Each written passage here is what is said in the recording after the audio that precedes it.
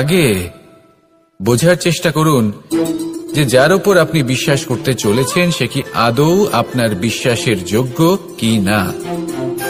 ভেবে দেখুন সেই ব্যক্তি ভবিষ্যতে গিয়ে আপনার বিশ্বাস ভাঙতে পারে কি না। এটাও ভেবে দেখুন যে যাকে আপনি বিশ্বাস করতে চলেছেন তাকে আপনি বিশ্বাস করলে নিজের জীবনের উদ্দেশ্যে আপনি অগ্রসর হতে পারবেন কি না। আর তার জন্য প্রয়োজন সঠিক সিদ্ধান্ত, পরখ করা, কোনটা উচিত কোনটা অনুচিত সেটা বোঝা। আর তাতে কিন্তু আপনি সন্দেহবাতিক হবেন না, তাতে আপনি আরো নিপুণ হয়ে উঠবেন। তাই যদি আপনি নিপুণ হয়ে উঠতে চান তাহলে বোঝার চেষ্টা করুন, পরখ করে দেখুন কোনটা উচিত কোনটা অনুচিত বুঝুন। আর বিশ্বাস তখনই করুন যখন আপনি 100% নিশ্চিত হবেন যে সে বিশ্বাসের যোগ্য। আসুন আমার সাথে ভালোবেসে বলুন, রাধা রাধা।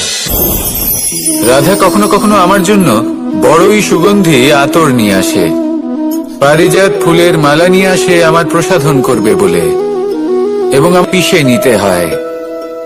তারপরে তার থেকে যে রস নিঃসৃত হয় সেই রস মনে রাখবেন আপনি হলেন সেই দুধ যাকে মন্থন সহ্য করতে হবে মাখন হয়ে ওঠার জন্য। মনে রাখবেন আপনি হলেন সেই ফুলের মতন যাদের পিষ্ট হতে হবে সুগন্ধি আতর হয়ে ওঠার জন্য, যাকে এই সংসার পছন্দ করে। কখনো কখনো জীবনে আপনার সাথে খারাপ শুধুমাত্র এই কারণে ঘটে যাতে আপনার শ্রেষ্ঠ রূপ এই সংসারের সামনে আসতে পারে। শুধুমাত্র কঠিন পরিস্থিতি এবং বিপদকে একটা সুযোগ হিসেবে দেখার চেষ্টা করুন। আপনার জন্য এই সংসার বদলে যাবে, সংসারকে দেখার দৃষ্টিভঙ্গি পাল্টে যাবে, আপনার ভাগ্য পাল্টে যাবে, আর এই মন প্রসন্ন হয়ে বলবে রাধা রাধা। পাশা নামক এই খেলাটি আপনারা নিশ্চয়ই খেলেছেন, না খেলে থাকলে দেখেছেন, আর যদি দেখেও না থাকেন তাহলে নিশ্চিত রূপে শুনেছেন। মহাভারতের এই মহাযুদ্ধ কোথাও না কোথাও এই পাশা নামক খেলার কারণে হয়েছিল। পাশার এই বিচিত্র খেলা, দান, এইসবের কারণে কেউ নিজের মাথায় রাজ মুকুট পরিধান করেছিলেন, আবার সেখানে পরাজিত হওয়ার জন্য কাউকে বনবাস ভোগ করতে হয়েছিল। কিন্তু এই খেলা সমাপ্ত হওয়ার পরে সমস্ত ঘুঁটি আর এই পাশার ছক একই পুটলিতে স্থান পেল। এটাই হলো আমাদের জীবন। এই সংসারে আমরা জয় পরাজয়ের বিষয়ে এতটাই ভাবি, এত চিন্তা করি যে এই জীবনের খেলার আনন্দটাই উপভোগ করতে পারি না। আর অবশেষে কি হয়? কেউ জয়ী হন, কেউ পরাজিত হন, কিন্তু দুজনেই একই স্থানে পৌঁছে যান। প্রত্যেক ব্যক্তি মৃত্যুর পরে একটি নির্দিষ্ট স্থানেই পৌঁছতে বাধ্য, কিন্তু ততক্ষণ এই জীবন, এই খেলা, তার আনন্দ উপভোগ করুন। এই সংসারে সেই ব্যক্তি শ্রেষ্ঠ স্থানে পৌঁছতে পেরেছেন যিনি এই সংসারকে প্রকাশ প্রদান করেছেন, যিনি কখনো জয় পরাজয় এ বিষয়ে ভাবেননি, শুধু এই জীবনের খেলার আনন্দ উপভোগ করেছেন। এটাই আপনিও করুন আর আমার সাথে ভালোবেসে বলুন রাধা রাধা। এই জীবন। দ্বিতীয় হলো আত্মবিশ্বাস। হেরে যাওয়া বস্তুও আবার জিতে নিতে পারবেন যদি আপনার নিজের আত্মবিশ্বাস থাকে, তাহলে আপনি কখনো পরাজিত হবেন না। এবং তৃতীয় হলো অহংকার। জয়লাভ করার পরেও কিন্তু এটা আপনাকে পরাজিত করতে পারে। সেই জন্য জীবনে সঙ্গবদ্ধ হন, আত্মবিশ্বাস রাখুন, কিন্তু কখনোই অহংকার করবেন না। এই অহংকার আপনার থেকে সবকিছু কেড়ে নিতে পারে। এই অহংকারের জন্যই মথুরাপতি কংস নিজের পতনের দিকে অগ্রসর হয়েছিলেন। এই অহংকারকে ত্যাগ করুন আর আমার সাথে ভালোবেসে বলুন রাধা রাধা। এই সংসারে সব থেকে বেশি কঠিন কাজ কোন হলো? তপস্যা করা, অর্থাৎ সবকিছু। কারণ যখন আপনি তপস্যা করেন তখন সেখানে আপনার ধৈর্য ভাঙার মতো কেউ থাকেন না, না কোনো বন্ধু, না কোনো আত্মীয়, না কোনো শত্রু, কেউ না। কিন্তু যখন আপনি এই সমাজে, এই পরিবারে থাকেন, কোনো না কোনো ব্যক্তি এসে আপনার ধৈর্যের বাঁধ ভেঙে দেওয়ার ক্ষমতা রাখেন। তারা আপনার ধৈর্যের বাঁধ ভেঙে দেয়, আর কখনো কখনো তারা অনিচ্ছাকৃতভাবেই সেটা করে থাকেন। কারণ তাদের মানসিকতা আপনার থেকে আলাদা, তাদের কর্ম আপনার থেকে আলাদা, তাদের দৃষ্টিভঙ্গি আপনার থেকে আলাদা, জীবন যাপন আপনার থেকে আলাদা। সেক্ষেত্রে আপনি ধৈর্যচ্যুত হন, প্রসন্নতা আপনার থেকে ছিনিয়ে নেওয়া হয়। সেই জন্য এই সংসারে, এই পরিবারের থেকেও ধৈর্য ধরে সামনে অগ্রসর হওয়া কোনো পর্বতের শিখরে গিয়ে তপস্যা করার থেকেও অনেক বেশি কঠিন। আর যে ব্যক্তি এই সমাজেই, এই পরিবারে, সেই সকল মানুষের মধ্যে থেকে গিয়েও ধৈর্য ধরে অগ্রসর হতে থাকেন, যারা এই কাজটা শিখে নিতে পারেন, তারাই কিন্তু জীবনে আনন্দ লাভ করতে পারেন। এই ধৈর্যই শেষে আপনার জীবনে প্রসন্নতা বহন করে আনবে। তাই ধৈর্য ধরে জীবনের পথে অগ্রসর হন আর আমার সাথে ভালোবেসে বলুন, রাধা রাধা। প্রত্যেক মানুষ নিজের জীবনে দুঃখ অনুভব করেন। প্রত্যেকের দুঃখ আলাদা হতে পারে। কারোর মনে এই দুঃখ থাকে যে সে তার বাবা মায়ের সব ইচ্ছে পূরণ করতে পারেননি। কেউ এটা ভেবে দুঃখ পান যে সে চিরকাল সদাচার করেছেন, সৎকর্ম করেছেন, কিন্তু তাও তাকে দুরাচারী বলে মনে করা হয়। কেউ এটা ভেবেও দুঃখ পান যে তার সামনে যে ব্যক্তি রয়েছেন তার চোখে তিনি শত্রু হয়ে উঠেছেন বা দুষ্ট হয়ে উঠেছেন, যেখানে তিনি হয়তো কোনো অনুচিত কাজই করেননি। এবার এই সমস্ত বিষয় নিয়ে ভেবে নিজের ব্যক্তিত্ব নিয়ে সন্দেহ প্রকাশ করবেন না। যদি নিজের ব্যক্তিত্ব নিয়ে কোনো সন্দেহ থেকে থাকে, তাহলে কর্ম সংক্রান্ত প্রশ্ন করুন যে আপনি যা করেছেন তাতে কি উচিত ছিল, কি অনুচিত ছিল। যেটা প্রয়োজন সেটা এটা বোঝার যে আপনার অন্তর্মন, আপনার বিবেক আপনাকে কি বলছে, আর আপনার অন্তর্মন আর আপনার বিবেক আপনাকে যেটা করতে বলবে শুধু সেটাই করুন। আর তারপরে এই সংসার কি বলবে, কি ভাববে সেসব নিয়ে ভাবতে যাবেন না। কারণ এই সংসার তো ঈশ্বরকেও প্রশ্ন করে থাকে, ঈশ্বরকেও দোষী মনে করে। কখনো কখনো যখন কোনো ঘটনা মানুষের ইচ্ছা অনুযায়ী ঘটে না, তখন মানুষ এটা বলে যে হে ঈশ্বর, আপনি আমার পাশে থাকলেন না, আপনি বড়ই কঠোর, এটা আপনার দোষ। যেখানে বেশিরভাগ সময় হয়তো সে নিজেই নিজের কর্মফল ভোগ করছে। আর কখনো কখনো ঈশ্বর হয়তো তার জন্য আরো ভালো কোনো পরিকল্পনা করে রেখেছেন, কিন্তু মানুষ সেটা বুঝতে পারে না। তাই দিনের শেষে যেটা প্রয়োজন সেটা হলো নিজের মনের কথা বুঝতে হবে। আপনার বিবেক কি বলছে শুধু সেটাই করুন আর সামনে এগোতে থাকুন। আমার সাথে ভালোবেসে বলুন, রাধা রাধা। পরিবর্তন, এটা হলো সৃষ্টির অমূল্য নিয়ম। এই সংসারে সবকিছু সময়ান্তরে পরিবর্তিত হয়, এই সময়ও পরিবর্তিত হয়। পরিবর্তন চিরকাল হয়ে এসেছে আর চিরকাল হতে থাকবে। কিন্তু এবার আমরা সেই পরিবর্তন কিভাবে লাভ করব যেটা আমাদের প্রয়োজন, যেটা আমরা চাই। আমরা জীবনে বিকাশ চাই। এই বিকাশ কিভাবে লাভ করতে পারি? এই প্রকৃতি কিন্তু আমাদের অত্যন্ত উত্তম উদাহরণ দিয়ে বুঝিয়েছে। একটি বিন্দুর উদাহরণ দিয়েছে যা ভবিষ্যতে একটা বিশাল নদীর আকার ধারণ করে। এটা কিভাবে হয়? মেঘ থেকে একটি বিন্দু ঝরে পড়ে সেই পর্বতের ওপর যেখানে হিম আছে। সেই হিমের সংস্পর্শে আসা মাত্র সেই বিন্দুর সাথে আরো বেশ কিছু বিন্দু যুক্ত হয়।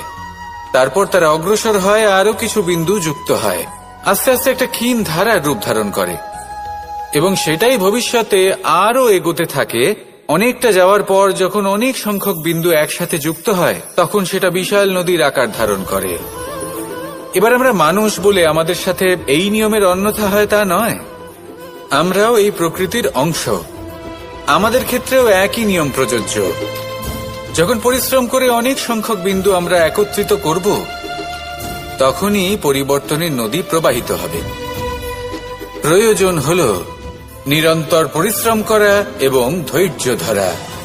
এটা করতে থাকুন, জীবনে সবকিছু লাভ করতে পারবেন। কারণ প্রকৃতি আমাদের এটাই শিখিয়েছে, আর আমরা এই ব্রহ্মরই একটি অংশ, যার দ্বারা এই ব্রহ্মাণ্ড নির্মিত। আসুন আমার সাথে ভালোবেসে বলুন, রাধা রাধা। কখনো এই প্রকৃতির দিকে তাকিয়ে থাকবেন। এই প্রকৃতি অনেক ধরনের শিক্ষা দেয়। কোন একটা গাছকে দেখুন, কিভাবে সে মাটি থেকে জল শুষে নেয়। সে ঝড় হোক বা হোক কড়া রোদ সব সহ্য করে এবং অবশেষে সে ফল ধারণ করে। আর সেই ফল উৎপন্ন করার পরে সে ফল কিন্তু সে নিজে গ্রহণ করে না, এই সংসারকে প্রদান করে, যাতে পশু পাখি মানুষ তারা এই ফল গ্রহণ করে শক্তিশালী হয়ে উঠতে পারে, সুস্থ থাকতে পারে। সেভাবেই নদী, সরোবর এরা নিজেরাও কিন্তু নিজেদের জল গ্রহণ করে না, মাটিকে প্রদান করে, পশু পাখিকে প্রদান করে। সূর্য নিজেও নিজের জন্য প্রজ্বলিত হয় না, সে প্রকাশ ছড়িয়ে দিতে চায় আমাদের সবার কাছে, সে আলো পৌঁছে দিতে চায়। এই প্রত্যেকের কর্মে পরমার্থ নিহিত আছে, আর সেই জন্যই এদের সকলকে পুজো করা হয়। তাই মনে রাখবেন, আপনার কাছে জীবন যাপনের অতিরিক্ত যা কিছুই আছে তা পরমার্থের জন্য। তাহলে তার সদ্ব্যবহার করুন আর আমার সাথে ভালোবেসে বলুন, রাধা রাধা। আমরা প্রত্যেকেই অবশ্যই এমন সময় দেখেছি যখন অনেকগুলো সমস্যা একসাথে আমাদের জীবনে এসে পড়ে। সমস্যা আমাদের প্রত্যেকের জীবনেই থাকে, আমরা তার সমাধান খুঁজতে চেষ্টা করি, কখনো সমাধান খুঁজে পাই, আবার কখনো যতই চেষ্টা করি না কেন কোনো সমাধান খুঁজেই পাই না। আর যখন এটা হয় তখন মানুষ অত্যন্ত বিচলিত হয়ে পড়েন। নিজের আত্মীয় স্বজন, নিজের বন্ধু বা সংসার এদের ওপরে এই দোষ চাপিয়ে দেন যে এদের জন্যই এই সমস্যা এসেছে। এবার যদি আমি আপনাকে কোনো পরামর্শ দিই তাহলে এটাই বলবো যে দৃষ্টিভঙ্গি পাল্টে দেখুন। এই দৃষ্টিকতা আপনার দৃষ্টিভঙ্গির, আপনার মনের। কিভাবে বোঝাচ্ছি? যখন আমাদের মন শক্ত থাকে তখন কঠিন থেকে কঠিনতর পরিস্থিতিও আমাদের জীবনে খুব বেশি হলে প্রতিস্পর্ধা হয়ে থেকে যায়। সেখানে যদি আমাদের মন দুর্বল থাকে তখন অল্প কঠিন পরিস্থিতিও আমাদের কাছে খুব বড় সমস্যা হয়ে যায়, তাই না? একটা শক্ত মন কঠিন পরিস্থিতিকে প্রতিস্পর্ধা হিসেবে দেখে আর তার মধ্যে ওটা সুযোগ খুঁজে নেয়। আমাদের শুধু এটাই করতে হবে। এই সংসারে অন্য কাউকে দোষী মনে করলে আপনার সমস্যা দূর হয়ে যাবে না। সেই জন্য এই সংসারকে দোষ দেওয়ার বদলে এই সমস্যার মূলে চলে যান, সেটাকে বুঝুন, নিজের এই মনকে শক্ত করে তুলুন। যদি আপনার মন শক্তিশালী হয় তাহলে এই সংসারে অনেক বড় বড় কঠিন থেকে কঠিনতর পরিস্থিতিও যদি আসে, আপনার জীবনে যতই বড় বড় সমস্যা আসুক না কেন আপনার লক্ষ্য লাভে বাধা দিতে পারবে না। আসুন আমার সাথে ভালোবেসে বলুন, রাধা রাধা। আমরা সবাই পাথর দেখেছি, পর্বতও দেখেছি, শুকনো পাতাও দেখেছি, শ্যামল বনানীও দেখেছি। কখনো ভেবেছেন পাথরে মাটিতে পরিণত হয় এবং পূর্ণরূপে নিজের অস্তিত্ব হারিয়ে ফেলে? এটাই পাতার সাথেও হয়। এই পাতা যতক্ষণ গাছের ডালের সাথে যুক্ত ততক্ষণ তার অস্তিত্ব থাকে। যখনই ডাল থেকে বিচ্ছিন্ন হয় সেও নিজের অস্তিত্ব হারিয়ে ফেলে। আর এটাই আমাদের সাথেও হয়।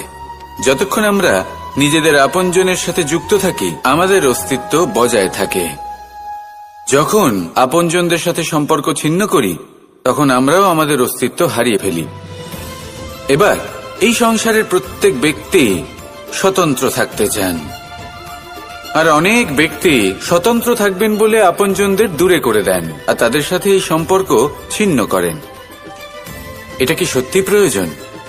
আপনজনদের সাথে সম্পর্ক ছিন্ন করে নিজের অস্তিত্ব হারিয়ে ফেলা প্রয়োজনীয়, নাকি আপনজনদের সাথে সম্পর্ক বজায় রেখে নিজেদের স্বতন্ত্র করে রাখা সেটা আবশ্যক? নির্বাচন আপনারই। আসুন আমার সাথে ভালোবেসে বলুন, রাধা রাধা। আপনি কি কখনো নৌকা যাত্রা করেছেন? করে না থাকলেও নিশ্চয়ই দেখেছেন যে এই জল যা নিজের অন্তরে সব কিছু সমাহিত করে নিতে পারে, এই নৌকা সেই জলের ওপরেই ভেসে থাকে। নদীর স্রোত কাটিয়ে সে সামনে অগ্রসর হয়। কিন্তু যদি এই নৌকায় কোনো ছিদ্র হয় তাহলে কিন্তু সেই নৌকা ডুবে যাবে, আর এতে কোনো তফাৎ হবে না যে সেই ছিদ্র ছোট নাকি বড়, নৌকা ডুবে যাবে। এই ছিদ্র হলো আমাদের জীবনে আমাদের অপগুণ, আমাদের দোষ, আমাদের বিকার। কখনো এটা ভাববেন না যে এই দোষ খুবই ছোট, এতে কিছুই যাবে আসবে না। না, সেই ছোট দোষ, সেই ছোট বিকার যদি সেটাকে শুধরে না নেন তাহলে সেটা আপনাকে আপনার পতনের দিকে নিয়ে যাবে। শেষ পর্যন্ত এটা আপনার উপর নির্ভরশীল যে আপনি কি চান। আপনার জীবনের এই নৌকা এভাবেই ডুবে যেতে দেখবেন, নাকি নিজেকে শুধরে নিয়ে সেই নৌকার সেই ছিদ্রটাকে ভরিয়ে তুলতে চাইবেন। নির্বাচন আপনার। আসুন আমার সাথে ভালোবেসে বলুন রাধা রাধা। জল, জল এই পৃথিবীতে বেঁচে থাকার জন্য আবশ্যক তো বটেই, কিন্তু এই জল আমাদের একটা অত্যন্ত গুরুত্বপূর্ণ শিক্ষা প্রদান করে। কখনো এই জলকে দেখেছেন? যে পরিস্থিতিতেই এই জল প্রবাহিত হোক না কেন, এর উপর যা কিছুই প্রভাব থাকুক না কেন, এর পথে যতই বাধা আসুক না কেন, তার মধ্যে থেকে ও নিজের পথ ঠিক বের করে নেয়, কিন্তু নিজের প্রবাহ থামতে দেয় না, ক্রমাগত অগ্রসর হতে থাকে। সেরকমই একটা শিক্ষা যেটা আমরা জল থেকে পেয়ে থাকি তা হলো এটা, আমরা যখন জলের দিকে তাকাই তখন আমরা নিজের প্রতিবিম্ব দেখি, স্পষ্টভাবে দেখতে পাই, কিন্তু তখনই দেখতে পাই যখন এই জল শান্ত থাকে, স্থির থাকে। যদি এই জল অশান্ত হয়ে থাকে, স্থির না হয়, তাহলে আমরা এতে নিজের প্রতিবিম্ব দেখতে পাই না। এটাই আমাদের মনের সাথেও হয়ে থাকে। যখনই জীবনে কোনো সংকট আসে, যদি আমরা শান্ত মনে, স্থির মনে সিদ্ধান্ত নিই, তাহলে সেটা এমন একটা শীতল সিদ্ধান্ত হবে যেটা আমাদের ভবিষ্যৎকে একটা শ্রেষ্ঠ স্থানে নিয়ে যাবে। যদি এই মন অশান্ত হয়, বিচলিত হয়, পীড়িত হয়, দুঃখিত হয়ে থাকে, রুষ্ট হয়ে থাকে, তাহলে অনেক সময় আমরা এমন সিদ্ধান্ত নিই যেটা আমাদের জন্য অনুচিত প্রমাণিত হয়। যখন আপনি ক্রুদ্ধ ছিলেন বা দুঃখের বশে ছিলেন, তখন অনেক সময় হয়তো এমন সিদ্ধান্ত নিয়েছেন যেটার জন্য ভবিষ্যতে আপনি অনুশোচনা করেছেন। এবার দেখুন, এই আবেগগুলো থেকে আমরা পালাতে পারবো না, কিন্তু এই আবেগগুলো আপনার উপর কতটা প্রভাব ফেলবে সেটা আমরা অবশ্যই ঠিক করতে পারি। এই মনকে আমরা নিয়ন্ত্রণ করতে পারি। এটাই করুন, চিন্তা করুন, এই মনকে শান্ত রাখুন, স্থির হতে চেষ্টা করুন, আর তারপরে সিদ্ধান্ত নিন। আসুন আমার সাথে ভালোবেসে বলুন রাধা রাধা। এই সংসারে ভৌতিক বস্তুরও নিয়তি আছে। যারাই এই সংসারে আসে বা উৎপন্ন হয়, তারা কিছুমাত্র সময় পর্যন্তই এখানে থাকতে পারে, আর তারপরে সেও লুপ্ত হয়ে যায়, অর্থাৎ সে নিজেও এই পঞ্চমহাভূতে সমাহিত হয়ে যায়। আমাদের সাথেও ঠিক এটাই হয়।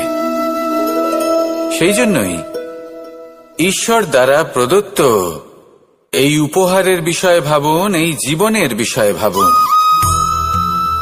ঠিক যেমন বিশ্বাস ভঙ্গ হলে কোনো ব্যক্তি আমাদের কাছে অপরিচিত হয়ে যান, ঠিক সেরকমই শেষ নিঃশ্বাস ত্যাগের পর এই শরীরও আমাদের কাছে পরই হয়ে যায়।